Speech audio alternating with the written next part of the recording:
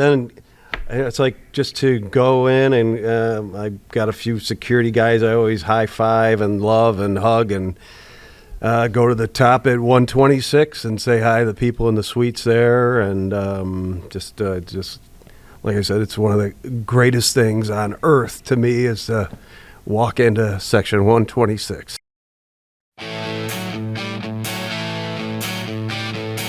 It's time now for Nuff Said with Bob Koshinski, brought to you by Chef's Famous Italian Restaurant, home of the famous spaghetti parm, and WEC Radio, the Big WEC, home of the oldies. Bob's guest is John Lang, or better known as the Bills Elvis.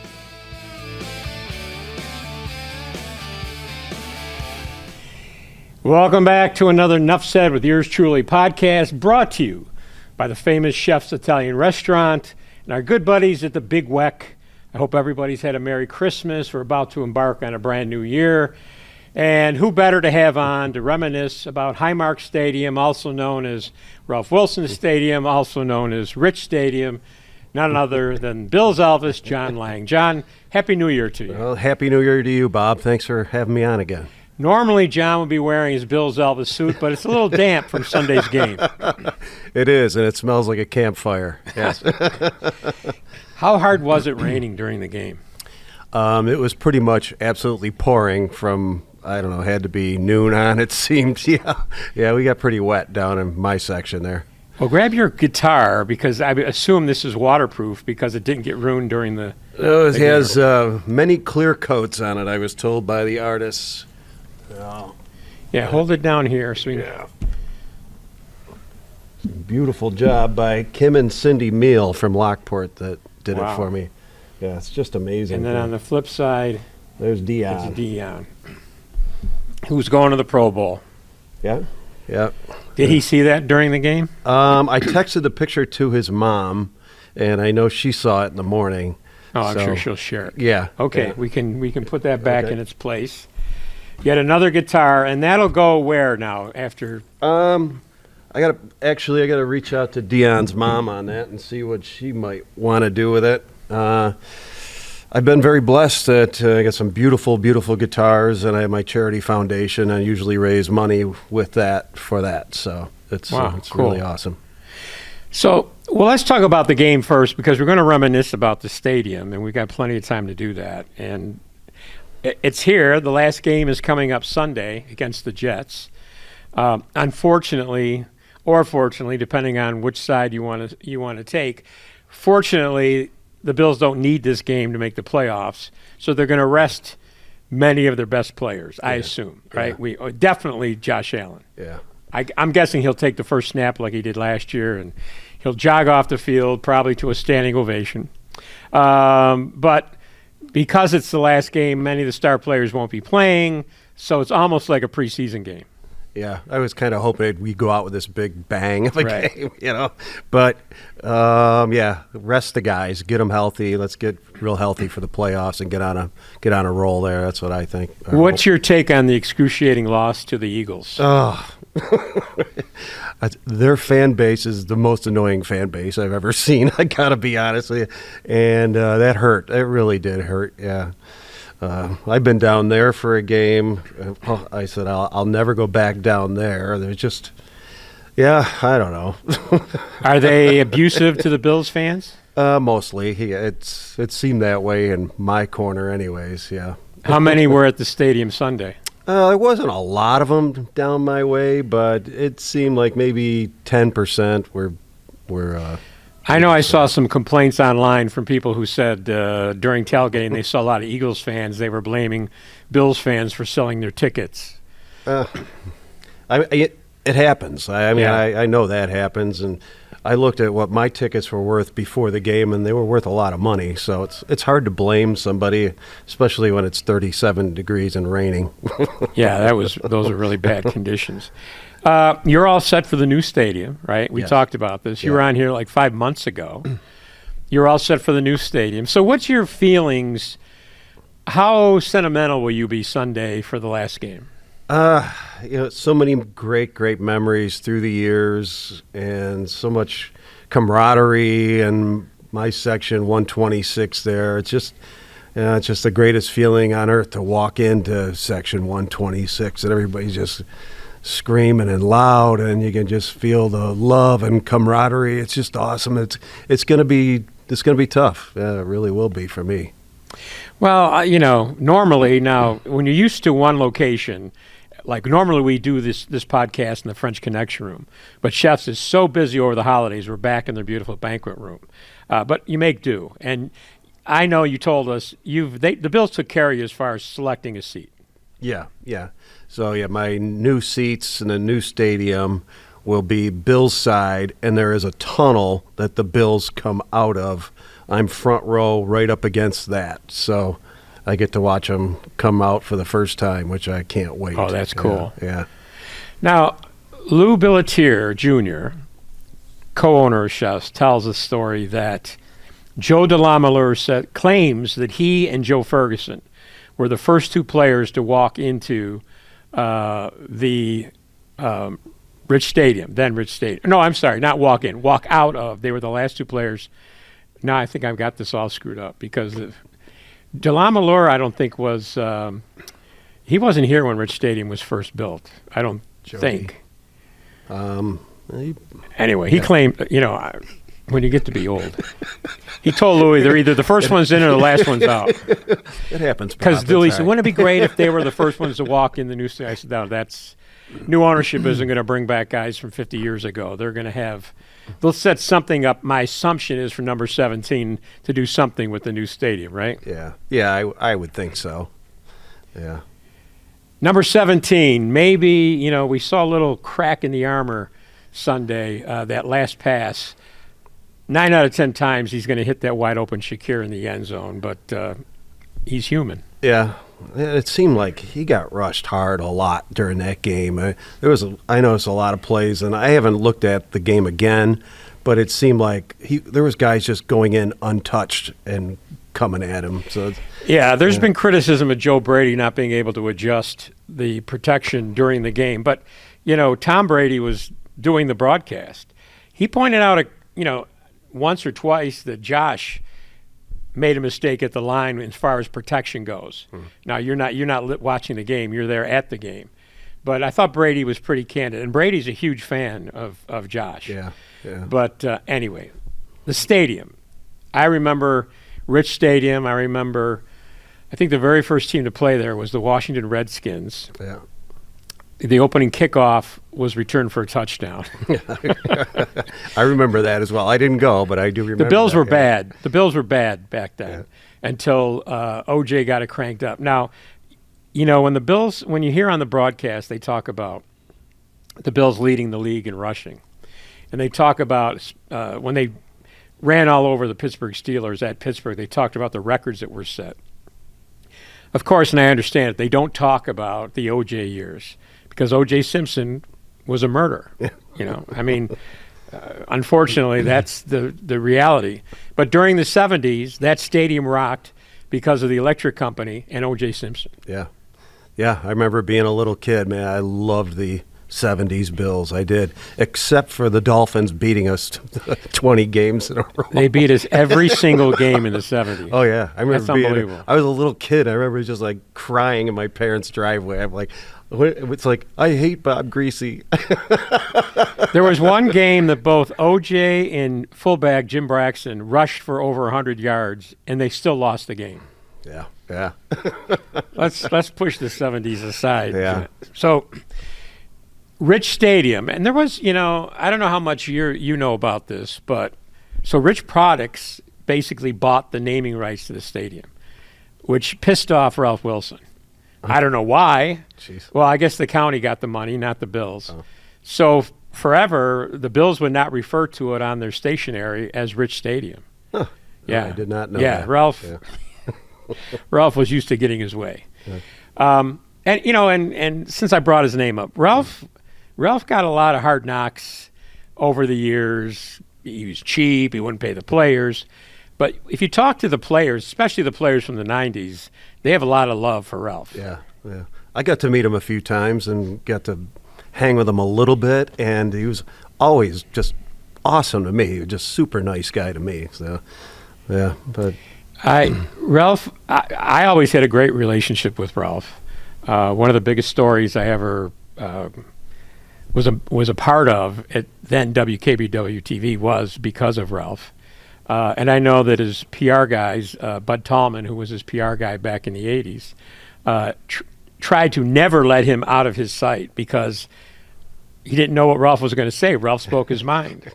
And I remember one occasion being down on the field as the Bills were practicing, and Ralph happened to be out there, and he was out in the middle watching the team practice, and the media huddled around him because it was rare to get an opportunity to talk to him one-on-one.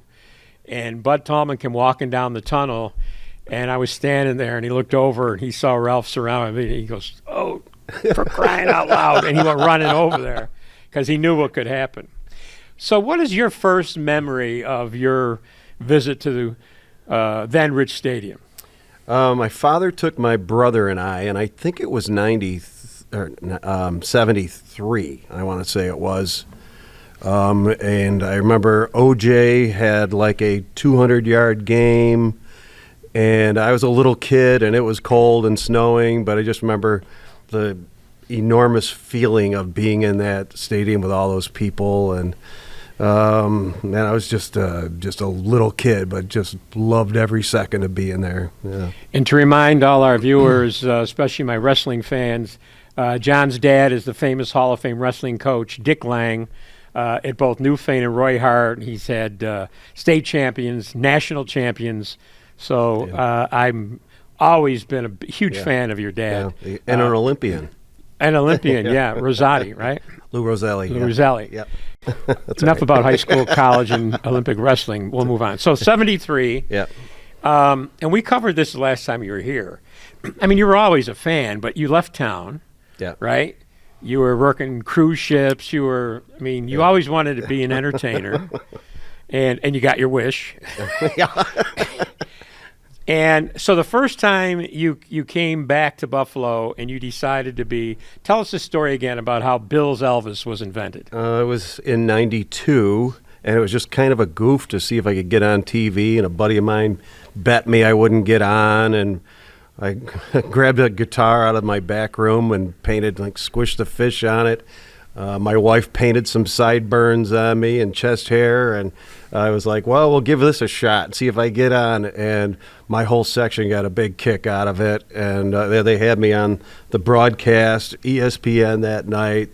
Buffalo News had a picture of me the next day from the game, and I had a riot with the whole thing, and people in my section would do it again. You got to do it again. You got to do it again. So it grew out of that, and you've been doing it ever since. Yeah.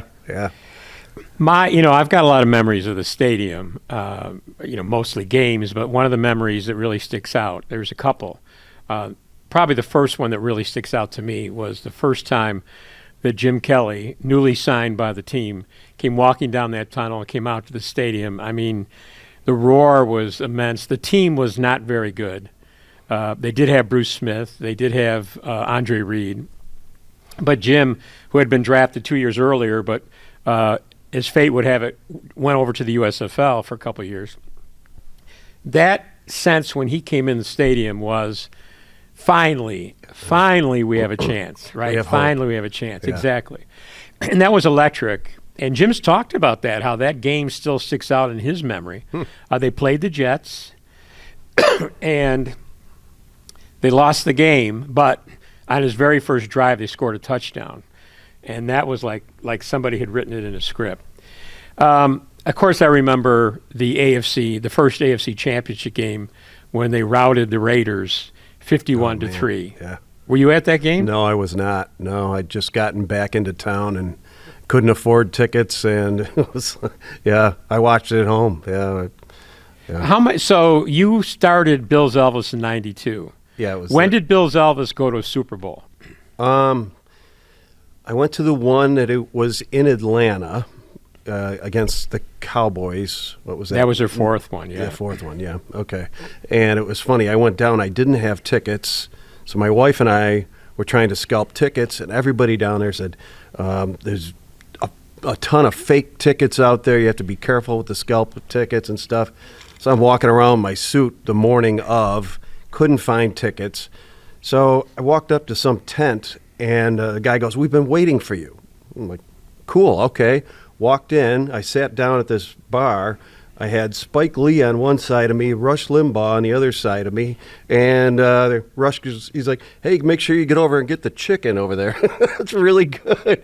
And just started shooting the breeze of both those guys. My wife and I were just dying. We're like, how did I walk into this one? Travis Tritt was playing on a little stage in the corner. It was like, wow. It was really cool.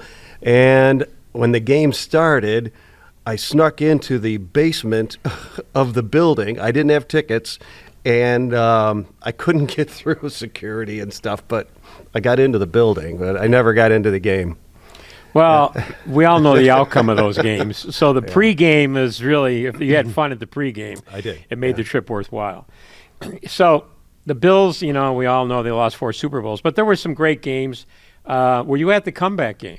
Yes, yeah. And you have photographic proof. I do, yeah. I'm in the broadcast as well as NFL Films show of it and stuff, and I have this picture, which was given to me about 10 years ago as I was walking in, which is like it's ironic and historic, and you think of walking into the game that day. And yeah, the lady here, she sent me this picture about 10 years ago as a surprise. I was like, wow. Yeah, you didn't even know it existed. No, I had no idea. The comeback game is one of the games, maybe the top game that people remember. Now, the stadium was not sold out. No. It was not on local television because back then the game had to be blacked out in order, like 48 hours in advance in order for local television to carry it. And I was there. I was working for the Empire Sports Network at the time. And the Bills pulled off. And to completely accept and appreciate what that game was, you really had to be there because it was so bad in the first half. I mean, it was reminiscent in a sense, although the stakes were much higher, of how the Bills looked this year against New England at New England, or how they looked almost like the Baltimore game, the first game of the year. But it was worse because, they come out and start the second half, and Frank Reich, who was the quarterback, and Thurman Thomas was on the bench because he was hurt, and Cornelius Bennett wasn't playing because he was hurt. And, Reich throws a pick six right off the bat. Yeah. And it's like that's when people who hadn't left yet at halftime had started packing up. Oh, yeah. And I remember Bill Polian tells a story that when the Bills started their comeback, when they started to put a couple touchdowns together, and people who had gone out to the parking lot hadn't left, they decided, well, we're here, the season's over, let's have a beer, whatever. They want to come back in, which is against policy. Yeah. But Polian got the call from security. He said, let them in. Right, open the gates, let him back in because he knew he wanted him back in the stands to be able to cheer.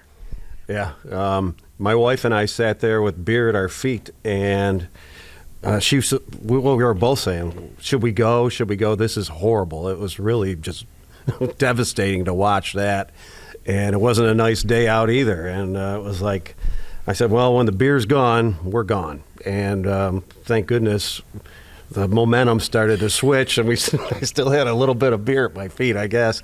And it was surreal almost. I tell anybody because it was these gusts of wind that were coming in, and it was almost like this interaction from God coming down, and it was really absolutely surreal. John, you realize how deflating it would be if Bills Elvis left the stadium. Yeah, I can't leave. No, there's no way I can leave. If the fans see you leaving, it's like it's over. It's over. Yeah, there's no way I can leave any game now. No. Well, so that was a miraculous comeback. There wasn't a lot of games after that in the stadium after the Bills' Super Bowl run was over. Yeah. But I guess I can fast forward to Doug Flutie coming to town. And they're playing Jacksonville, and Johnson gets hurt. Johnson was the starting quarterback, and Flutie gets in the game. And that was – so the Bills, the playoff run was over, right? Collins was the quarterback. That didn't work out. Marv left as coach. Wade Phillips comes in as coach. They needed a quarterback. And they signed Johnson, who was a backup, but he was like looked upon as a really maybe the top backup in the league.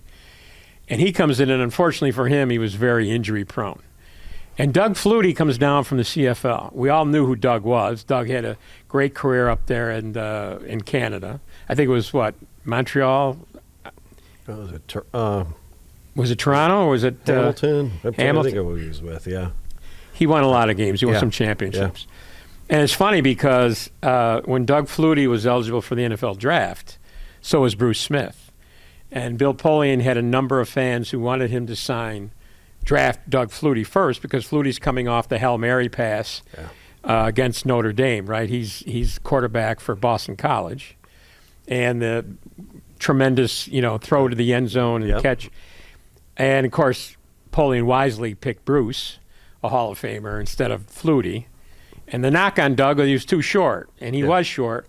But he came in that game against Jacksonville, and he pulled the bacon out of the fire.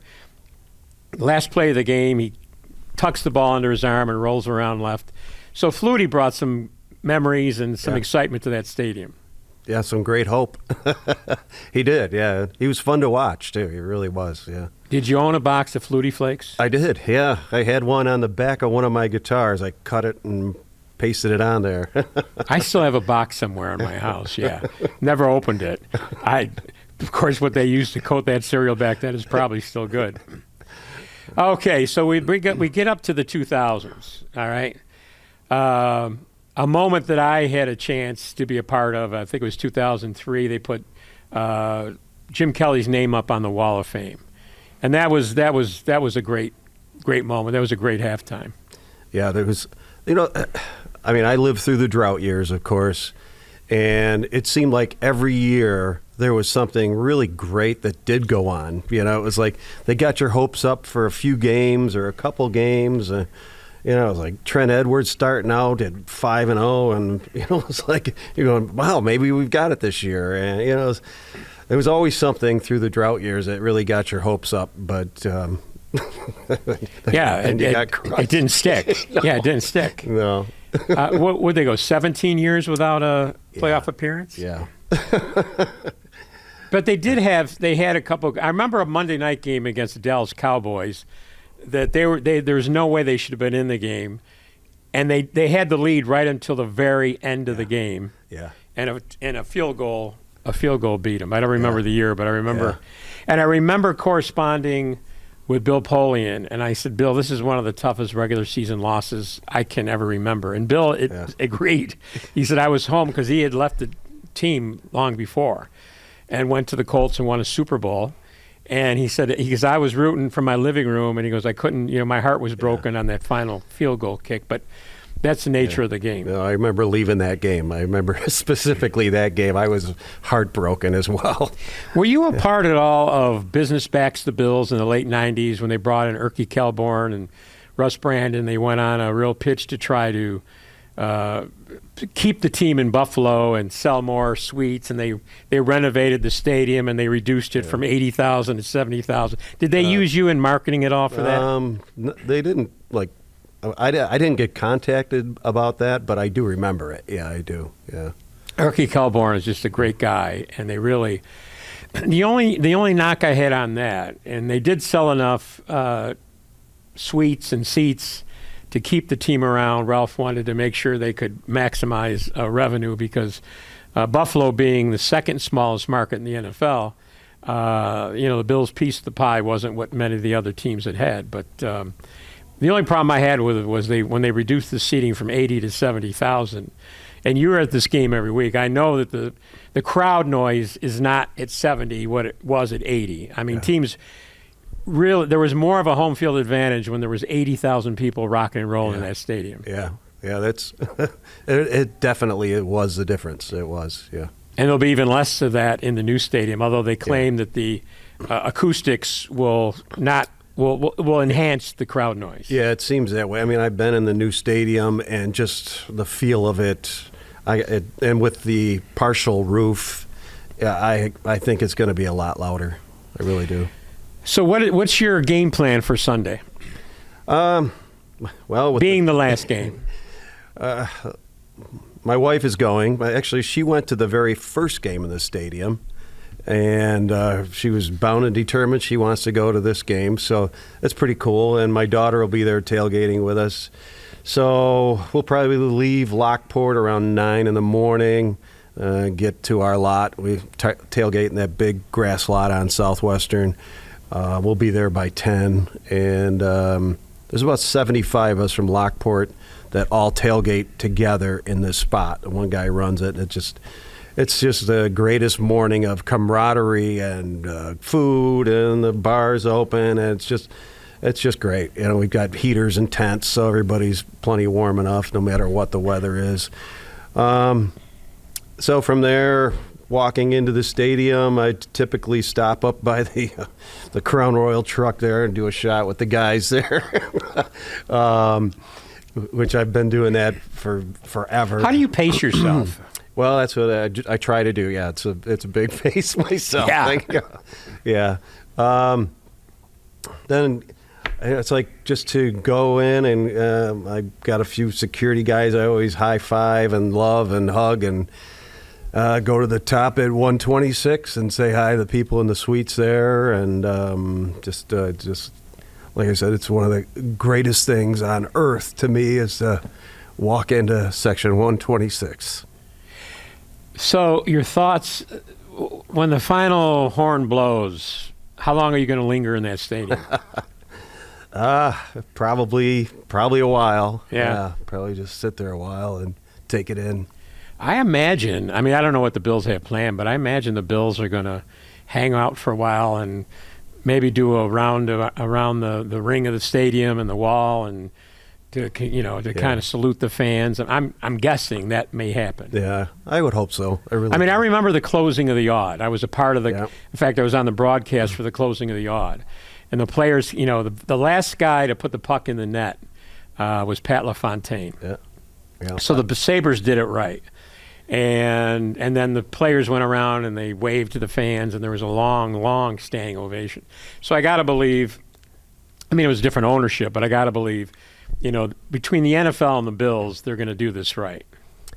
Yeah, I certainly hope so. I would think so, yeah. They should carry you off the field, John. We'll go with that, Bob. All right, I like how you think. All right, Dion, I want you to reach over the wall and grab John and put him on his shoulders, right? Wouldn't that be cool? That would be the coolest, yeah. So as emotional as that's going to be, it's going to be so exciting next year when you go in that stadium for the first time for real. Yeah.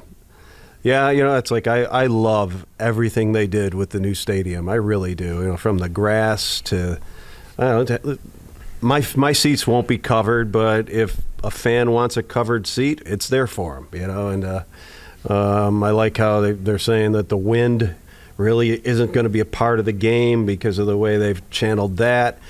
Yeah, it's just I love what they did with the new stadium. It's beautiful. It really is. I understand they're not going to have a wall of fame, though, in the new stadium. Oh, that I did not hear. That's what I'm told. We'll see if that works out. But I'm sure they'll honor those guys somewhere in the stadium. Yeah, I would definitely think they would. John, I want to thank you so much for coming out. I know it's a long drive from the hinterlands, but it is wrestling country out there. There's no doubt about that. I want to wish you a very happy New Year. And thanks so much for coming out on. It's not a great day. It's not as bad as it was Monday, but for coming all the way out here. And I appreciate you not wearing the suit if you say it reeks of campfire. Yeah, it's still bad. You need a dry cleaning deal, John. John, you need an agent. I might volunteer to be your agent, because you got to sell T-shirts. You got to get a dry cleaning gig with somebody. Yeah. They can put a big life size of Bills Elvis in their store. Say, we do the laundry for Bills Elvis. I really like how you think. Wow. I'm going to ask him at Gyro's up in Lockport. Say, hey. There you go. All right. John, Happy New Year. Thanks so much for being on. Appreciate it. And go Bills. Go Bills. Right on.